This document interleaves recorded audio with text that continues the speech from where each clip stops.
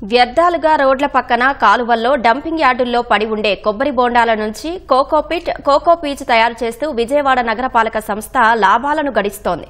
అంతేకాదు అనేక మంది చేతి వృత్తిదారులకు ఉపాధిని కల్పిస్తోంది. నగర వ్యాప్తంగా కొబ్బరి బోండాలను మున్సిపల్ కార్మికుల ద్వారా సేకరించి సింగ్ నగర్లోని ఎక్సెల్ కంపోస్ట్ యూనిట్ కు తరలిస్తారు. అక్కడ యంత్రాల ద్వారా కొబ్బరి బోండాల పీచును వేరు చేస్తారు. పీచు తీయగా మిగిలిన కొబ్బరి బోండాలను పొడి చేసి వచ్చిన కోకోపిట్ ను వీఎంసీ పరిధిలోని పార్కుల్లోని మొక్కలకు ఎరువుగా వినియోగిస్తున్నారు. విజయవాడ నగరపాలక సంస్థ ఆధ్వర్యంలో జరుగుతున్న కోకోపిట్ కోకో పీచు తయారీపై మరింత సమాచారం మా ప్రతినిధి శ్రీనివాస్ అందిస్తారు.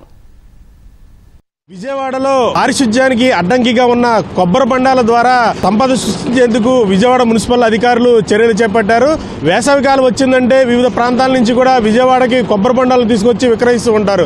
అయితే తాగిన కొబ్బరి బండాలను ఎక్కడ పడితే అక్కడ పడేయడం వల్ల అటు పారిశుధ్య కార్మికులకు తీవ్ర ఇబ్బందులు తలెత్తున్నాయి. మరొక వైపు కాలువగట్ల మీద ఎవరైతే కొబ్బరి బండాల షాపులు పెట్టారో వారందరూ కూడా బుడమేరు కాలువలోను ఏలూరు కాలువలోను ఆ బండాలు వేయడం పట్ల ఆ పారిశుధ్య నిర్వహణ లోపించడంతో ఆ బండాలు కాలువలోనే ఉండిపోయి క్రిమికీటకాలతో పాటు దోమలు కూడా విపరీతంగా వ్యాప్తి చెందడంతో స్థానికులు ఇబ్బందులు పడుతున్నారు.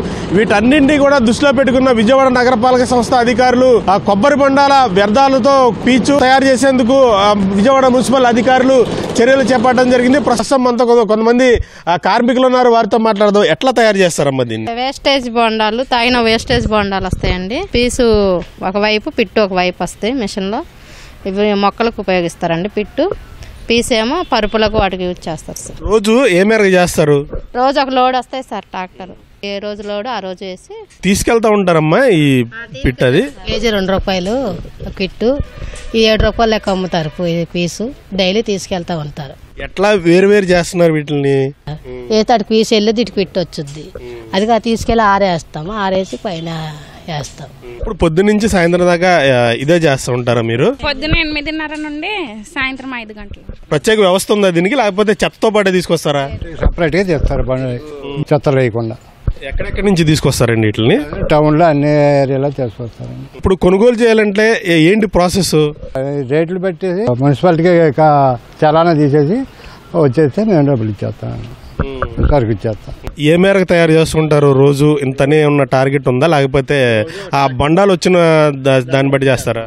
రోజు ఒక ట్రాక్టర్, మినిమం ఒక ట్రాక్టర్ వస్తుందండి. బొండాలు ట్రాక్టర్ ఆడేస్తాం. ఎక్కువ తక్కువ వస్తే దాని మినిమం అయిపోతుంది.